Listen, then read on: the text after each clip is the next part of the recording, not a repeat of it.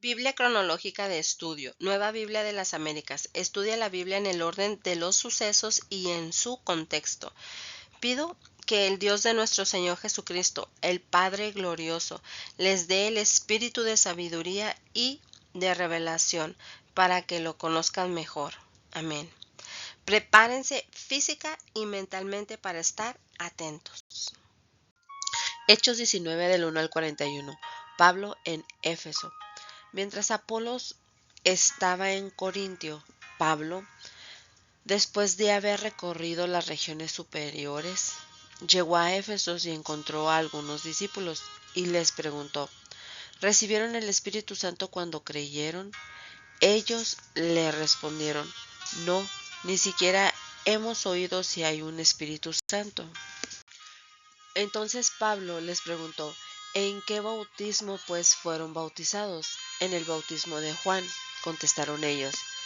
Y Pablo les dijo: Juan bautizó con el bautismo del arrepentimiento, diciéndole al pueblo que creyeran en aquel que vendría después de él, es decir, en Jesús. Al oír esto, fueron bautizados en el nombre del Señor Jesús. Cuando Pablo les impuso las manos, vino sobre ellos el Espíritu Santo, y hablaban en lenguas y profetizaban. Eran en total unos 12 hombres. La iglesia se establece en Éfeso. Pablo entró en la sinagoga y por 3 meses continuó hablando abiertamente, discutiendo y persuadiéndoles acerca del reino de Dios. Pero cuando algunos se endurecieron y se volvieron desobedientes, hablando mal del camino ante la multitud, Pablo se apartó de ellos, llevándose a los discípulos, y discutía diariamente en la escuela de Tirano. Esto continuó por 2 años, de manera que todos los que vivían en Asia oyeron la palabra del Señor, tanto judíos como griegos. Dios hacía milagros extraordinarios por la mano de Pablo, de tal manera que incluso llevaban pañuelos o delantales de su cuerpo a los enfermos, y las enfermedades los dejaban y los malos espíritus se iban de ellos. Pero también algunos de los judíos exorcistas ambulantes trataron de invocar el nombre del Señor Jesús sobre los que tenían espíritus malos, diciendo: les ordeno que salgan en el nombre de Jesús a quien Pablo predica. 7 hijos de un tal Esceva, uno de los principales sacerdotes judíos, eran los que hacían esto. Pero el espíritu malo les respondió: a Jesús conozco y sé quién es Pablo, pero ustedes, ¿quiénes son? Y el nombre de quien estaba el espíritu malo se lanzó sobre ellos, y los demonios y pudo más que ellos, de manera que huyeron de aquella casa desnudos y heridos. Supieron esto todos los habitantes de Éfeso, tanto judíos como griegos. El temor se apoderó de todos ellos, y el nombre del Señor Jesús era exaltado. También muchos de los que habían creído continuaban viniendo, confesando y declarando las cosas que practicaban. Muchos de los que practicaban la magia, juntando sus libros, los quemaban a la vista de todos. Calcularon su precio y hallaron que llegaba a 50,000 monedas de plata, 180 kilogramos. Así crecía poderosamente y prevalecía la palabra del Señor. Los planes de Pablo. Pasadas estas cosas, Pablo decidió en el espíritu ir a Jerusalén después de recorrer Macedonia y Acaya, diciendo: después que haya estado ahí, debo visitar también Roma. Y habiendo enviado a Macedonia a 2 de sus ayudantes, Timoteo y Erasto, él se quedó en Asia por algún tiempo. El tumulto de los plateros. Por aquel tiempo se produjo un alboroto no pequeño por motivo del camino, porque cierto platero que se llamaba Demetrio, que labraba templecillos de plata de Diana y producía no pocas ganancias a los artífices, Reunió a estos junto con los obreros de oficios semejantes y dijo: Compañeros, ustedes saben que nuestra prosperidad depende de este comercio. Pueden ver y oír que no solo en Éfeso, sino en casi toda Asia, este Pablo ha persuadido a una gran cantidad de gente y la ha apartado, diciendo que los dioses hechos con las manos no son dioses verdaderos. Y no solo corremos el peligro de que nuestro oficio caiga en descrédito, sino que también de que el templo de la gran diosa Diana se considere sin valor y que ella, a quien adora toda Asia, el mundo entero, sea despojada de su grandeza. Cuando oyeron esto, se llenaron de ira y comenzaron a gritar: Grande es Diana de los Efesios. La ciudad se llenó de confusión y a una se precipitaron en el teatro, arrastrando consigo a Gayo y a Aristarco, los compañeros de viaje de Pablo, que eran de Macedonia.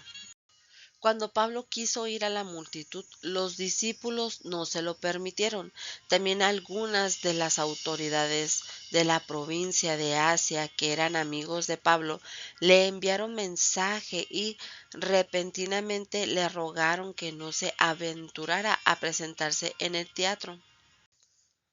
Así que unos gritaban una cosa y otros otra, porque había confusión en la asamblea, y la mayoría no sabía por qué razón se había reunido. Algunos de la multitud pensaron que se trataba de Alejandro, puesto que los judíos lo habían empujado hacia adelante. Entonces Alejandro, haciendo señales de silencio con la mano, quería hacer su defensa ante la asamblea. Pero cuando se dieron cuenta de que era judío, un clamor se levantó de todos ellos, gritando como por 2 horas: Grande es Diana de los Efesios. Entonces el secretario, después de calmar a la multitud, dijo: Ciudadanos de Éfeso, ¿hay acaso algún hombre que no sepa que la ciudad de los Efesios es guardiana del templo de la gran Diana y de la imagen que descendió del cielo? Puesto que estos hechos son innegables, deben guardar calma y no hacer nada precipitadamente, porque han traído a estos hombres que ni roban templos ni blasfeman a nuestra diosa. Así pues, si Demetrio y los artífices que están en él tienen queja contra alguien, los tribunales están abiertos y los procónsules dispuestos. Presenten sus acusaciones unos contra otros, pero si demandan algo más que esto, se decidirá en asamblea legítima.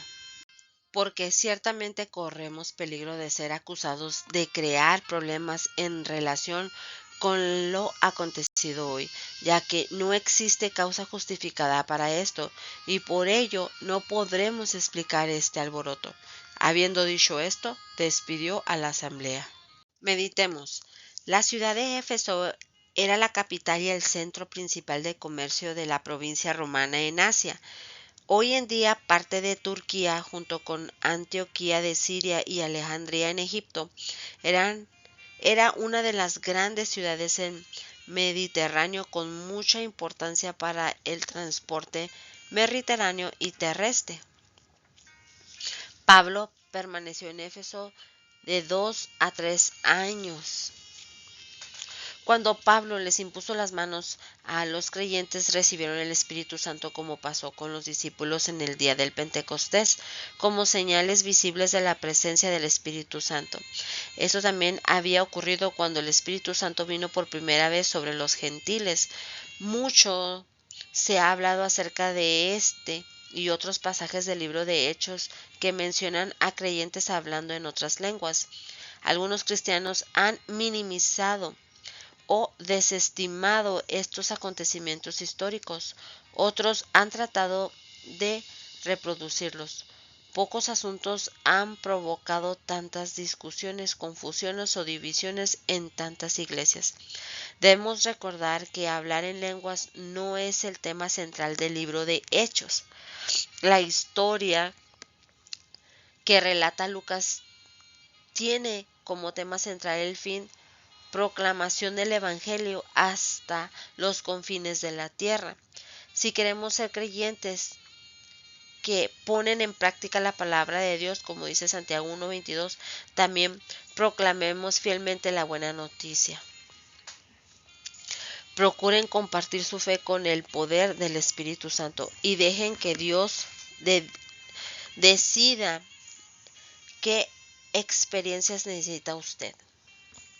También había gente en Éfeso que participaba en exorcismos y prácticas ocultistas para obtener ganancias.